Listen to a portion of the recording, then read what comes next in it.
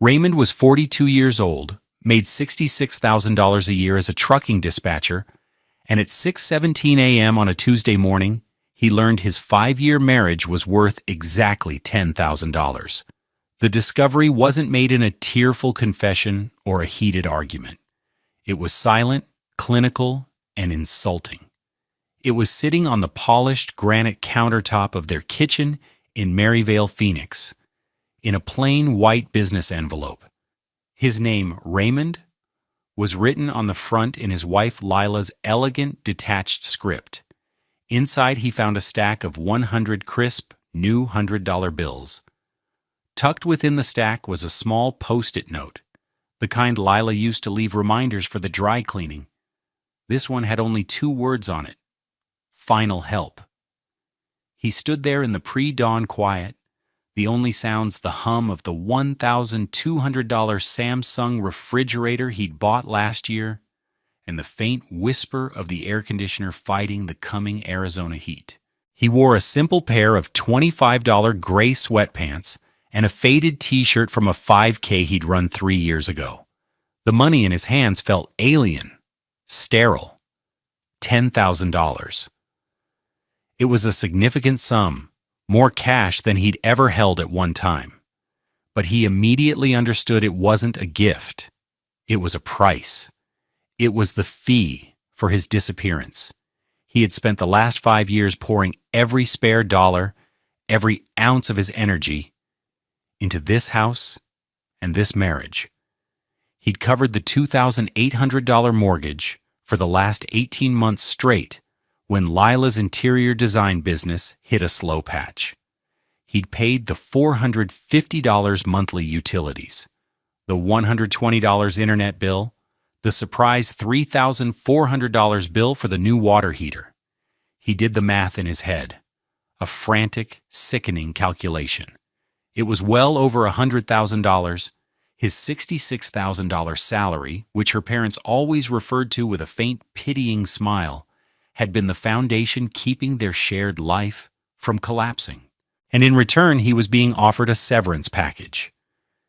He had no idea what was coming, but in that moment, the cold reality was as clear as the desert sky outside. His life wasn't a partnership, it was a contract. And it had just been terminated. Have you ever had a moment where the world you thought you knew dissolved right in front of your eyes? It's a feeling of vertigo, a sense that the floor is gone and you're falling. Share your story in the comments below, because sometimes knowing you're not alone is the first step toward finding solid ground again. The facade had been built with such care, such meticulous detail, that Raymond had never thought to question its foundations. Their life in the 3-bedroom, 2-bath house on West McDowell Road was a picture of modest, middle-class comfort.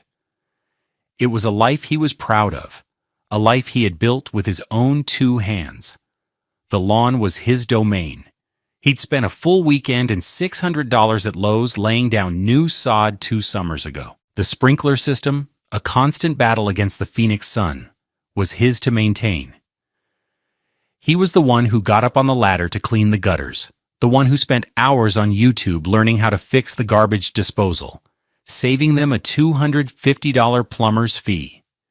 He remembered the day they closed on the house. The total price was $320,000. Lila's parents, Marcus and Eleanor, had provided the $64,000 down payment as a wedding gift. At the time, Raymond had felt a surge of gratitude. Marcus, a man whose hands were always soft and who wore a $15,000 Rolex as casually as Raymond wore his $89 Timex, had clapped him on the shoulder. "Welcome to the family, son.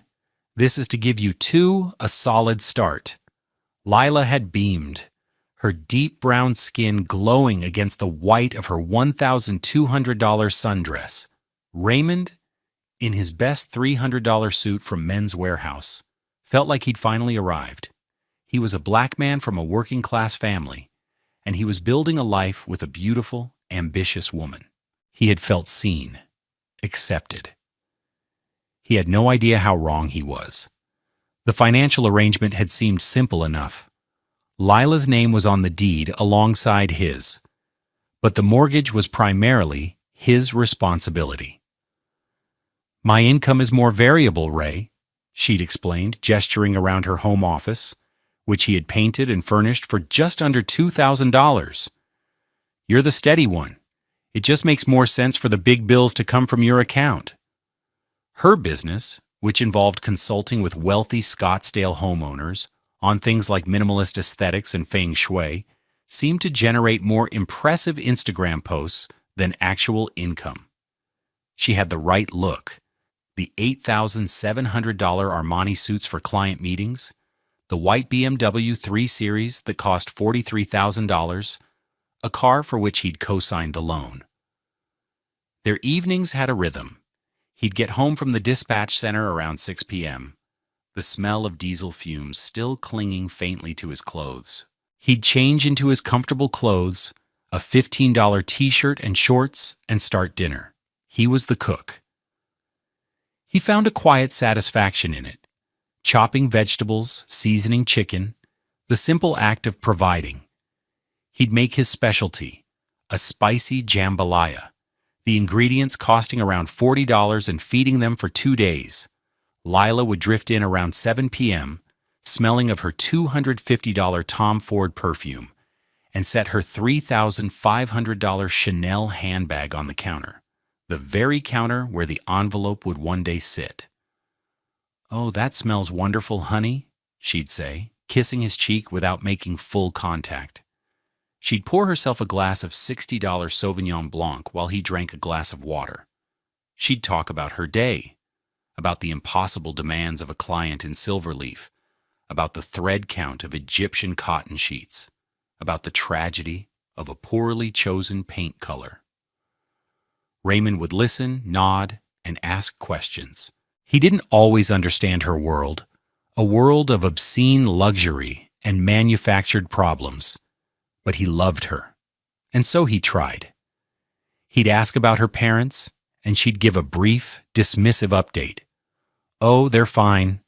Dad's closing another commercial real estate deal. Mother is planning another charity gala." There was always a casual mention of money, of transactions that dwarfed his entire annual salary. A $2 million deal, a $50,000 table at a fundraiser. It was just background noise to him, the language of her family. He never felt it was directed at him. Not then. He paid the bills from his worn Dell laptop at the small desk in the corner of the living room. The mortgage portal, the electric company website, the city water bill. Click, click, click. Money he earned coordinating the movements of 18-wheelers across the vast, lonely highways of America, disappearing into the upkeep of their shared life.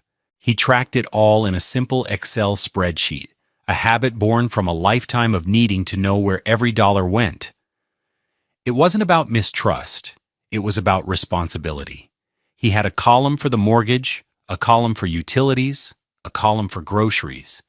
He even had a column for his contributions to the house that went beyond bills. The $3,400 for the water heater, the $600 for the sod, the $1,800 he'd paid to have a dangerous Palo Verde tree removed from the backyard. The total was neatly calculated at the bottom of the sheet: $112,874.32. A number he looked at with pride. It was his investment in their future. He had no idea it was an investment he was never meant to collect on. The cruelty began, not with a bang, but with a slow, creeping chill. In the months leading up to the discovery of the envelope, Lila had been growing more distant. The pecks on the cheek became rarer, the conversations shorter. The shared space of their king-sized bed felt like a vast, empty tundra. He would reach for her in the night, and she would flinch, pulling away as if his touch were a spark of static electricity. He was a dispatcher. His job was to notice patterns, to see the connections others missed. He saw the pattern here, but he couldn't bring himself to interpret the data. He told himself it was stress from her business. He told himself She was just tired. The first explicit act of betrayal, the first clear sign that this was a coordinated demolition of his life, came about a month before the envelope. It was a Saturday. He was in the garage, changing the oil in his 2012 Toyota Camry, a car with 187,000 miles on it that he maintained with religious devotion. Lila's parents were visiting. They never came into the garage. Marcus, her father, considered any form of manual labor to be a quaint but distasteful hobby, like collecting insects. Raymond could hear their voices drifting from the open kitchen door. They were talking about him. "I just don't see how this is sustainable, Eleanor," Marcus said, his voice a low, confident rumble. "The man makes, what, $60,000 a year?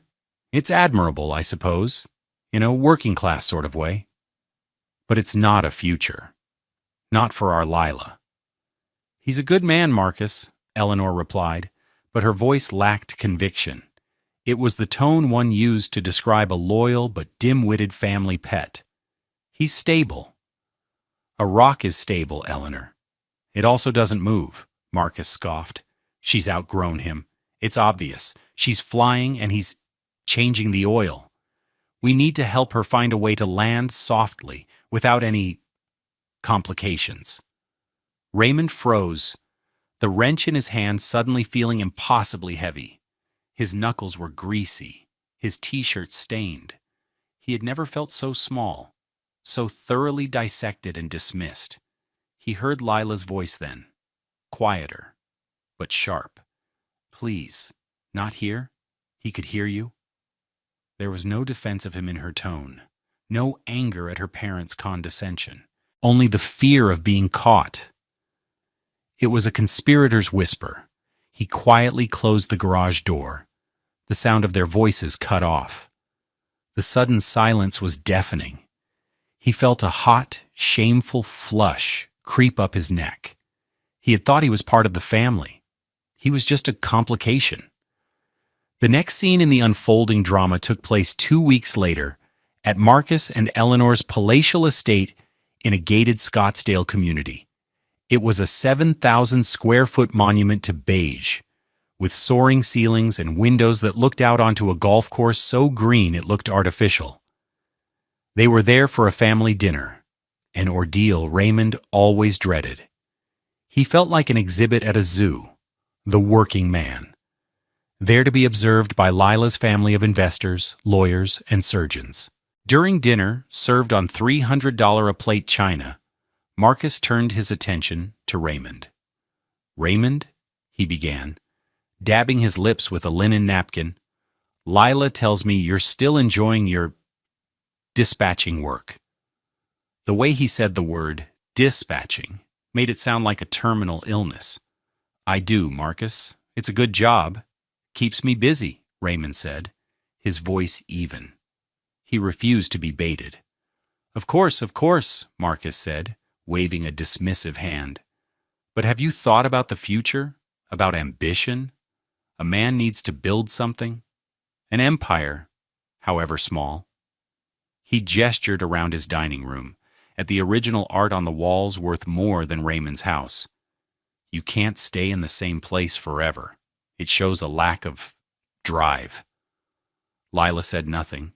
She just swirled the $200 Cabernet in her glass, her eyes fixed on the tablecloth. She was a silent partner in his humiliation. Raymond looked at her, searching for a flicker of support, a glance that said, "Don't listen to him." He found nothing. Her face was a beautiful, blank mask. "I'm happy with my work," Raymond said quietly. "It's honest work." Marcus chuckled, a dry, rustling sound. "Honesty doesn't pay for a house in Scottsdale, my boy. Remember that." The final, most cruel exchange happened the week before the envelope appeared. Lila had come home late after 10 p.m. Raymond had saved a plate of dinner for her, keeping it warm in the oven. He was on the couch, watching a basketball game with the volume low. She walked in and didn't even look at him. She went straight to the kitchen and poured a glass of water. "Hey, you," he said. trying to keep his tone light. "Long day?" "The usual," she said, her back to him. "I saved you some dinner." She finally turned. Her face was tired, but her eyes were cold, hard. "I'm not hungry, Raymond. And you don't have to do that anymore." "Do what? Save you dinner?" "Any of it," she said, her voice flat. "The doting husband routine, the martyr act. It's exhausting." The words hit him like a physical blow. The martyr act. All the meals cooked, the bills paid, the support he'd tried to offer. She saw it all as a performance, a burden. "I'm just trying to take care of you, Lila. Of us." She let out a short, bitter laugh. "You can't take care of me, Raymond. You never could. You don't have the resources." She looked around their living room, the comfortable, lived-in space he had worked so hard for. Her gaze was filled with something he had never seen before: contempt. This was supposed to be a stepping stone, not a final destination. She left the room, leaving him alone with the silent television and the plate of food cooling in the oven. He now understood. He wasn't her partner. He was a phase, a starter home, a project she had grown tired of, and projects, when they are no longer useful, are demolished. The envelope on the counter a week later wasn't a surprise. It was just the final invoice. The memory of those conversations was a toxic echo in his mind as he stood in the kitchen at 6:47 a.m., the white envelope in his hand. The fluorescent light above the sink flickered, casting a harsh, sterile glare on the scene.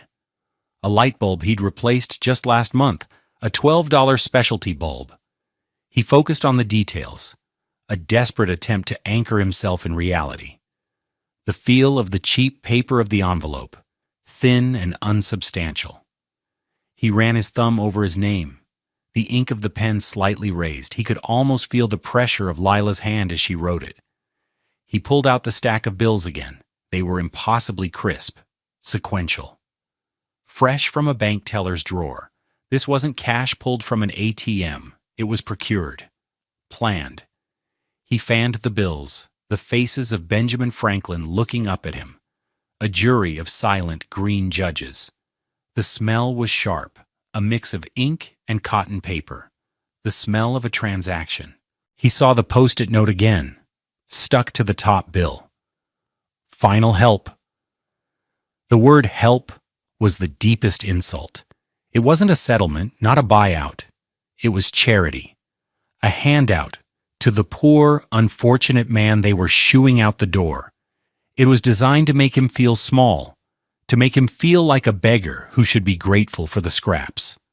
Outside, the first drops of a rare summer monsoon began to fall, fat and heavy, spattering against the kitchen window. The sky was a bruised purple. Rain in the desert always felt like a release, a washing away of the oppressive heat. But this rain felt different. It felt like a prelude to a flood. His hands began to tremble, a slight, almost imperceptible tremor. He set the money down on the counter, the stack making a soft, solid sound on the granite. He braced his hands on the edge of the sink, his knuckles white.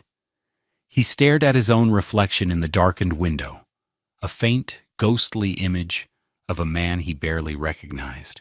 His deep brown skin looked ashen in the pale light. His eyes were wide, filled with a dawning horror. He thought about his options. He could confront her. He could scream, yell, throw the money in her face.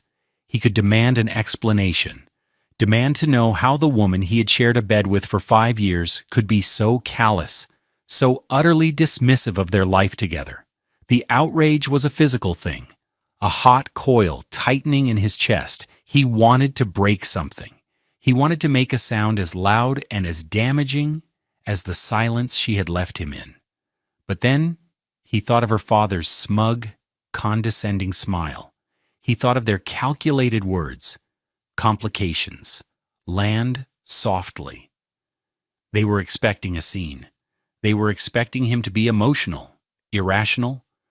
A loud, angry outburst would only confirm their narrative of him as the unstable, unsophisticated man Lila had wisely outgrown.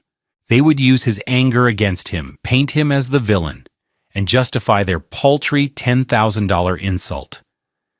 They had underestimated him his entire marriage. They saw him as simple, predictable, loyal, and harmless. And in that moment, staring at his own haunted reflection, a new feeling began to eclipse the hurt and the rage, a cold, clear, and methodical resolve. They had made a critical mistake. They thought this was the end of a negotiation. He knew it was just the beginning. The next 3 weeks were the longest of Raymond's life. He moved through his days like a ghost, an actor playing the part of a devoted husband while the real Raymond was miles away, planning a war. This was the most difficult phase, playing dumb. It required a level of self-control he didn't know he possessed. Every morning, he would get up, make coffee, the $14 bag of 8 o'clock coffee he bought at Fry's, and act as if nothing was wrong. The envelope with the $10,000 was gone from the counter. He had taken it, deposited it into his own separate savings account, and never mentioned it. He knew they were waiting for him to bring it up, to either accept it gratefully or reject it angrily. His silence was his first move, a deliberate refusal to play their game. The first test came that very evening. Lila came home, her demeanor brittle and expectant. She was braced for a confrontation. Raymond was standing at the stove, stirring a pot of chili. The familiar, comforting smell filled the kitchen. "Hi," she said, her voice tight. She placed her $3,500 Chanel bag on the chair, not the counter. A small, telling change. "Hey," he said, not turning around. "Dinner's almost ready. Hope you're hungry." He could feel her staring at the back of his head. The silence stretched, thick with unspoken words. He just kept stirring the chili. He could hear her exhale, a puff of frustrated air. This wasn't going according to her script. "Anything interesting happen today?" she finally asked, her tone laced with forced casualness. "Nah, same old. A truck broke down outside of Flagstaff. Had to reroute a shipment of produce. The usual chaos," he said, finally turning to face her with a placid smile. "How about you? Land that big account in Paradise Valley?"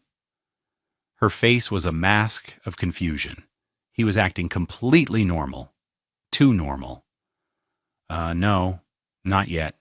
Still working on it." "Well, you'll get it," he said, turning back to the stove. "You always do." That night, lying in bed, the distance between them felt like miles. He lay on his side, facing away from her, his body rigid. He could hear her breathing, shallow and restless. She was waiting. He knew it. She was waiting for the explosion, and his calm was unnerving her more than any shouting match could. He felt a grim satisfaction in her unease. He was no longer reacting to her moves. He was controlling the board. The charade continued. He packed her lunch for work the next morning, just as he always did. A turkey sandwich on whole wheat, an apple, a small bag of pretzels, a total cost of about $2.50. An act of service he had once performed out of love, now performed as strategic camouflage. He left a little note in it, something he hadn't done in months. "Have a great day." He imagined her finding it, the mixture of guilt and confusion it would stir in her. He spent his evenings after she went to bed not watching TV, but gathering his arsenal. He sat at his Dell laptop, the screen dimmed, and methodically downloaded 5 years of bank statements. He highlighted every mortgage payment, every utility bill, every transfer of funds from his checking account to their joint account to cover a shortfall.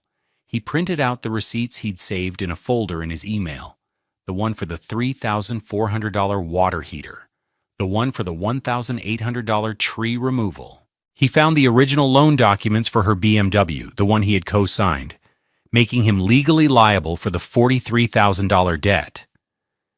He created a new spreadsheet, more detailed than his old one. This one wasn't for budgeting. This one was for court. He titled it Marital Contributions. He entered every single dollar with dates and transaction numbers. The final tally was $118,452.17. He looked at the number, and for the first time in weeks, he felt a flicker of power. This wasn't an opinion. It was a fact, documented and undeniable. He was not a charity case. He was a primary investor. The final act of his performance came during a phone call with her mother. Eleanor called on a Saturday afternoon, her voice dripping with false sweetness. "Raymond, dear, how are you?" "Doing well, Eleanor. How are you and Marcus?" "Oh, we're fine. Just calling to check in. We were hoping you and Lila might come for brunch tomorrow." It was a trap. A summons. "That sounds lovely," he said, his voice a perfect imitation of his old, agreeable self. "But I think I'm coming down with something. Wouldn't want to get anyone sick. I think I'll just rest up this weekend." There was a pause. Oh, what a shame," she said, her disappointment barely concealed. "Well, Lila mentioned you two have been talking about the future." "We're always talking about the future," Raymond said vaguely. "Lots of big plans." He could almost hear the gears turning in her head. His refusal to engage, his deliberate misinterpretation of her probing, was derailing their strategy. They wanted him to be cornered, desperate. Instead, he was being polite, evasive, and infuriatingly calm. He knew that after he hung up, she would immediately call Lila, and their confusion and frustration would mount. They had drawn a battle line, and he was refusing to stand on it. He was busy building his own, on ground of his own choosing. On a Wednesday afternoon, Raymond took a half day of sick leave. He didn't have a cold. He had an appointment. He drove his Camry not to a doctor's office, but to a sleek glass tower in downtown Phoenix. He wore his one good suit, the same $300 one he'd worn at his wedding. He'd had it dry cleaned for $18. He checked his reflection in the tinted glass of the building's entrance. He looked tired, but determined. His jaw was set. The law offices of Davies and Associates were on the 24th floor. The air inside was cool and smelled of expensive leather and paper. The receptionist, a poised young woman, led him to a corner office with a panoramic view of the city. Behind a massive mahogany desk sat Marcus Davies, a man in his late 50s with silver-streaked hair and a reputation for being one of the sharpest family law attorneys in Arizona. Raymond had found him through a referral from a union steward at work, a man who had gone through a nasty divorce himself. "Davies is expensive," the steward had said, "but he's a shark. And right now, son, you need a shark." Mr. Davies was a tall, impeccably dressed black man whose calm demeanor did not quite mask the intensity in his eyes. He listened without interruption as Raymond laid out the story, from the condescending remarks at dinner to the white envelope on the counter. Raymond spoke in a low, steady voice, presenting the facts without emotion. When he finished, he pushed a thick manila folder across the desk. "This is everything. Bank statements, receipts, the spreadsheet." Mr. Davies opened the folder. For the next 20 minutes, the only sound in the room was the soft rustle of paper. He scanned the spreadsheet, his eyes moving quickly down the columns. He paused on the final tally. $118,452.17. He then looked at the property documents Raymond had included, showing the date of purchase and the initial down payment from Lila's parents. Finally, he looked up, his expression serious. "Mr. Thompson, Raymond, your wife and her family have made a grave miscalculation. They think I'll just take the $10,000 and leave, Raymond said.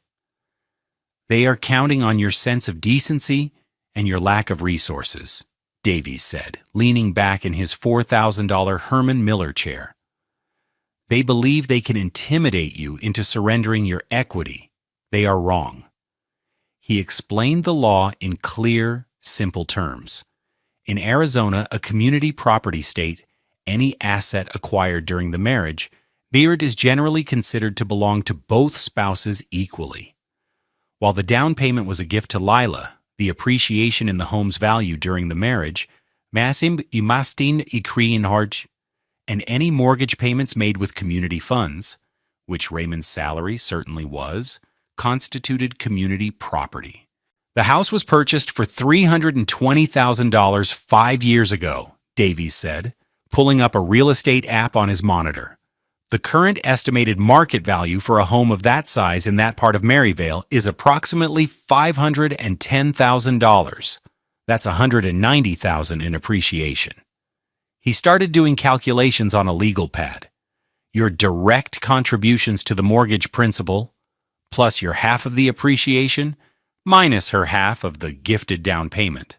A conservative estimate of your equity claim would be in the neighborhood of $185,000.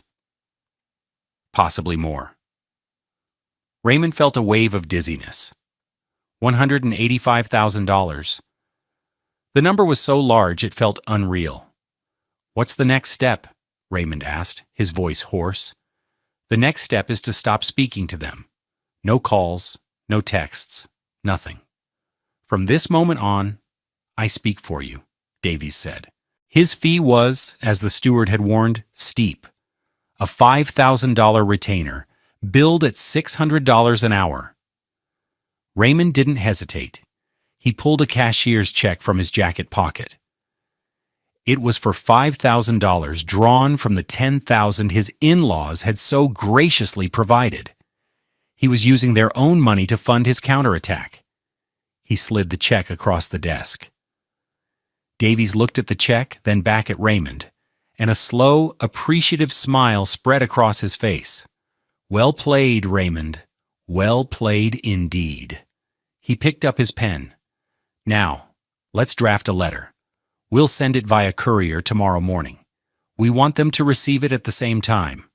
One copy to your wife at your home, and one to her parents at their Scottsdale address. We want to ensure maximum coordination and maximum impact. The strike was executed with the precision of a military operation. At 9:15 a.m. on Thursday, 2 identical courier vans were dispatched from downtown Phoenix.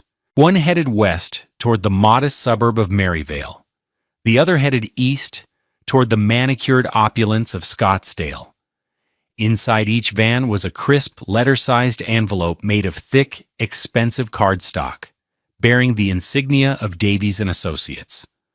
Lila was in her home office, sipping a $7 latte she'd picked up from a boutique coffee shop, when the doorbell rang. She was annoyed by the interruption. She was in the middle of drafting a condescending email to Raymond, suggesting he start looking for an apartment and offering to help with the first month's rent. His silence had begun to grate on her nerves, and she and her parents had decided it was time to apply more pressure. She opened the door to find a uniformed courier holding a clipboard.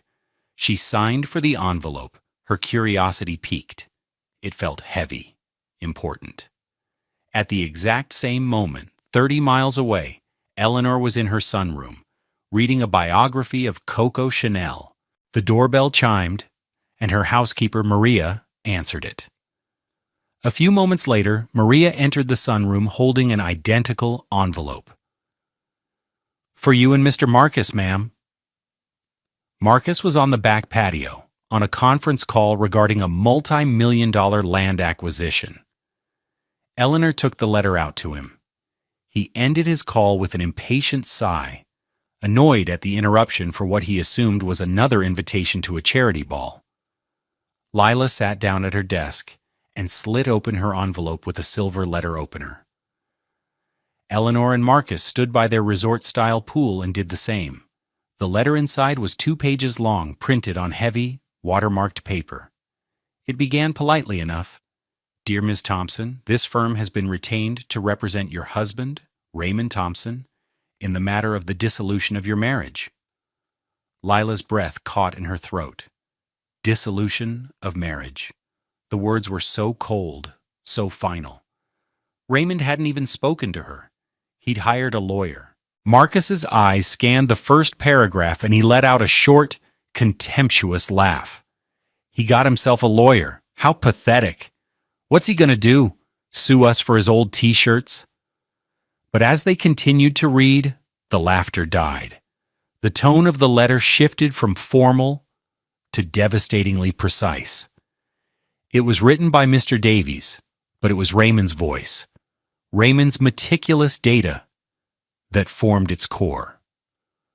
The letter methodically listed Raymond's financial contributions to the marital home, citing the exact figure from his spreadsheet, $118,452.17 in documented mortgage payments, utilities, and essential home repairs made exclusively from his personal income.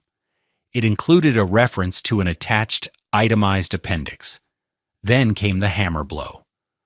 Furthermore, pursuant to Arizona Community Property Law, ARS Section 25-211, the marital home, purchased for $320,000 and now valued at an estimated $510,000, has accrued approximately $190,000 in market appreciation. Mr. Thompson is legally entitled to 50% of this appreciation. The letter continued, calculating his total equity claim. Combining Mr. Thompson's direct financial contributions with his share of the appreciation, our initial claim on his behalf amounts to no less than $213,452. This figure is non-negotiable and represents a starting point for settlement discussions. Lila's face went white. $213,000? The number seemed to leap off the page. She felt a wave of nausea. In Scottsdale, Marcus's face turned a mottled shade of red.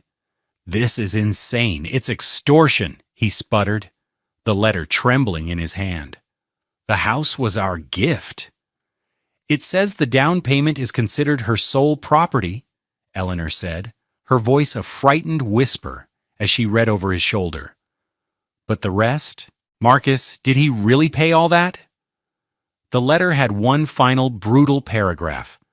We are also in receipt of the $10,000 cash payment you delivered to our client on or about August 15th, accompanied by a note reading, Final Help.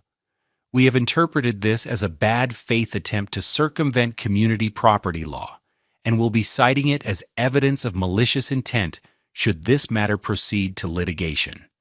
We expect to hear from your legal counsel within 5 business days. The silence in Maryvale was broken by the frantic beeping of Lila's phone. It was her father. She answered, her hand shaking. "Did you see it?" he roared, his voice stripped of its usual smooth condescension. I just read it," she stammered. "What the hell is this, Lila? What did you do? I told you to handle this quietly. $200,000? Is he insane? I don't know, I don't understand. He's been acting so normal." Her voice trailed off as the full weight of Raymond's 3-week performance crashed down on her. The chili, the packed lunches, the polite smiles. It wasn't normalcy. It was strategy.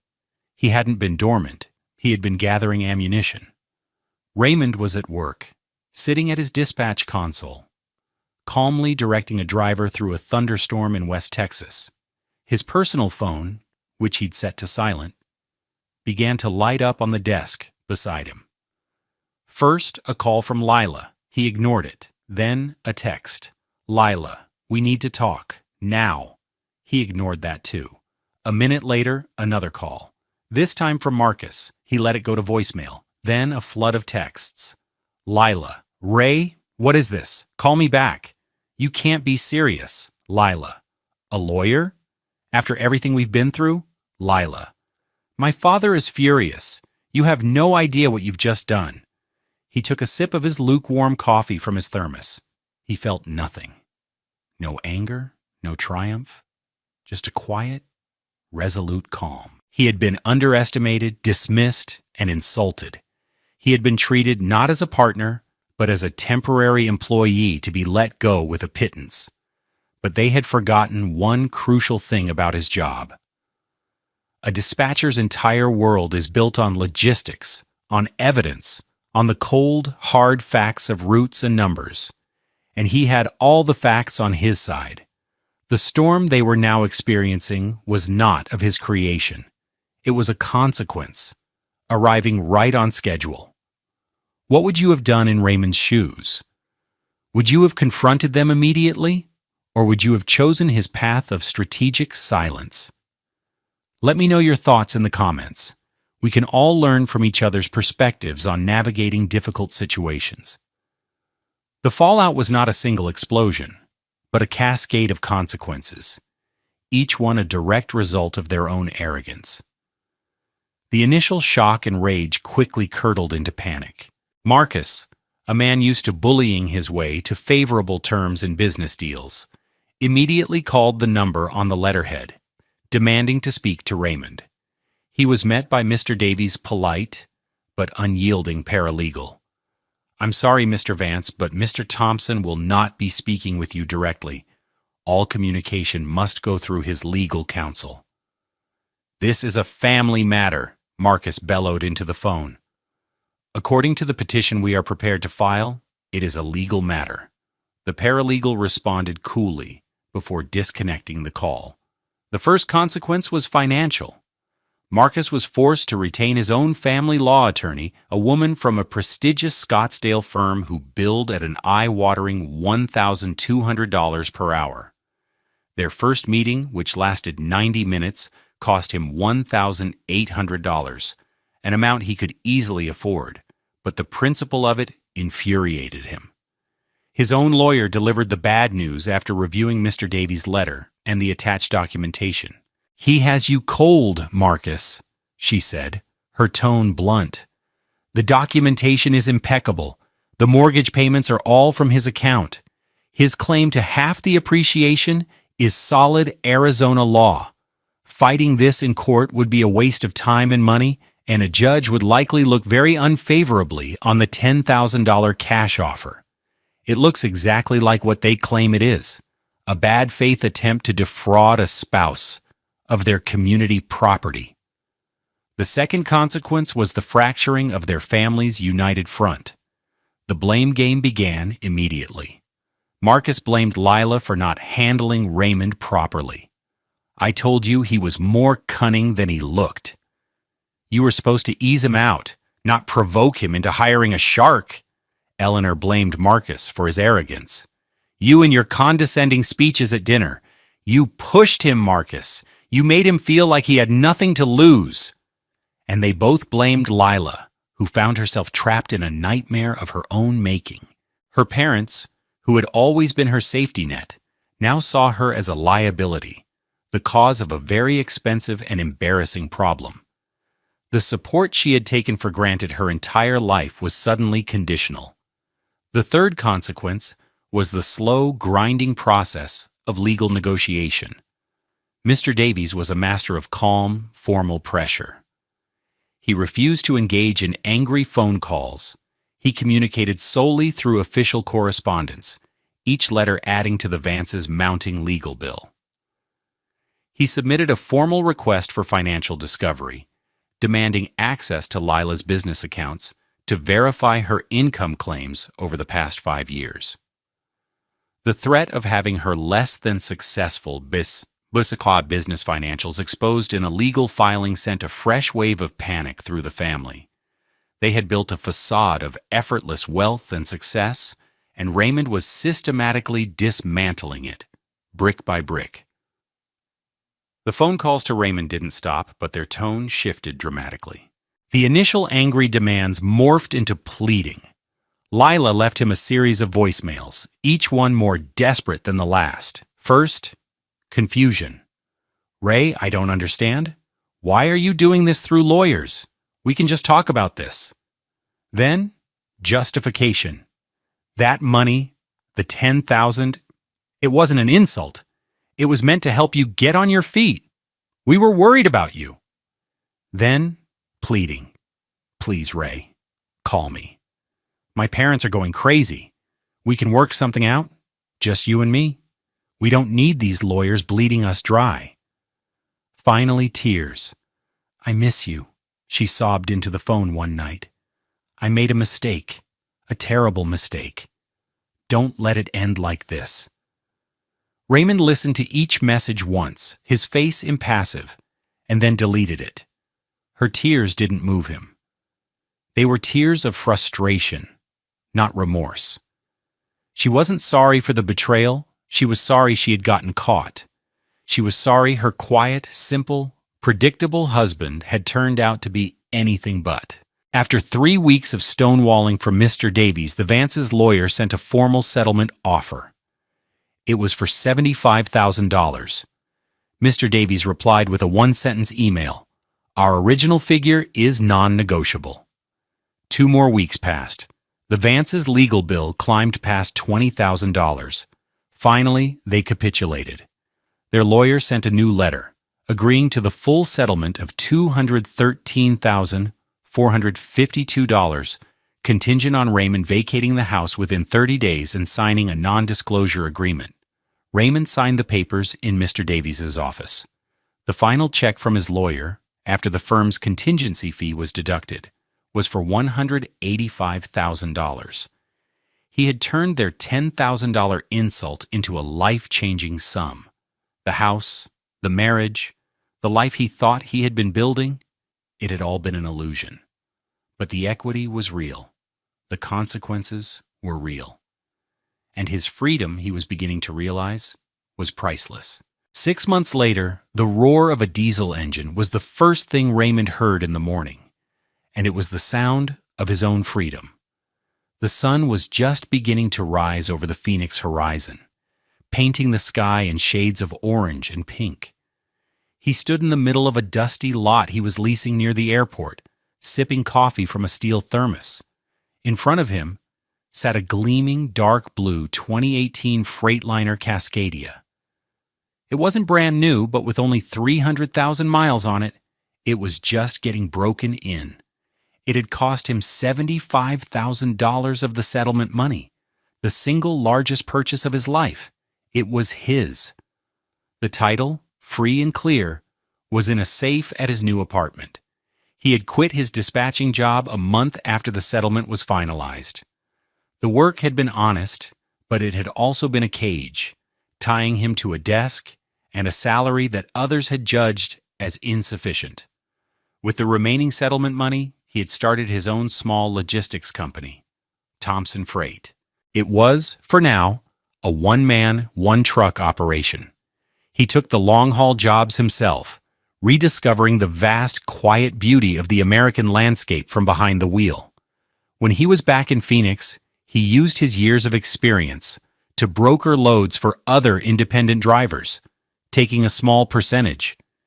His income in the last 6 months had already surpassed what he used to make in a year. He was building something, an empire, however small. The irony was not lost on him. His new apartment was in a simple, clean complex in Tempe.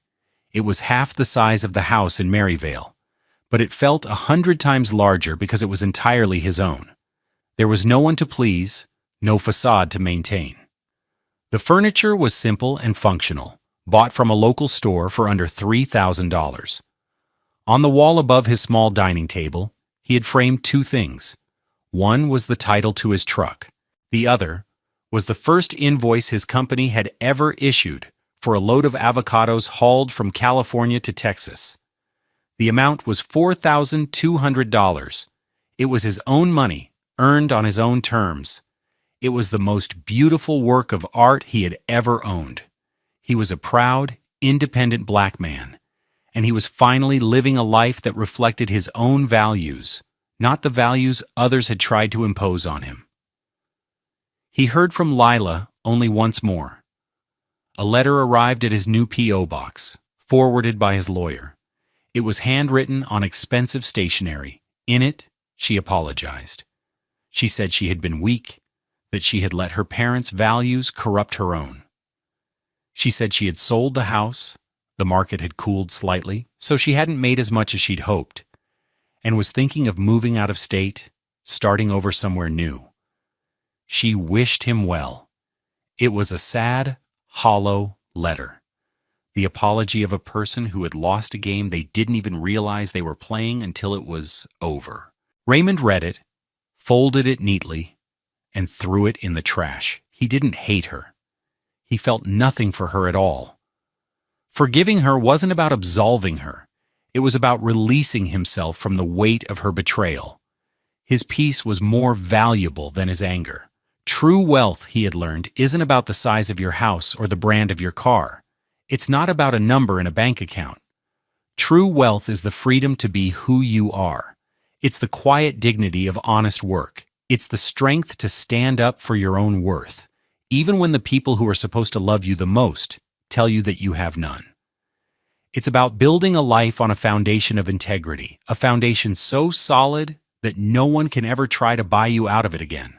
The road ahead was long, but for the first time in a long time, Raymond felt like he was finally in the driver's seat, heading in the right direction.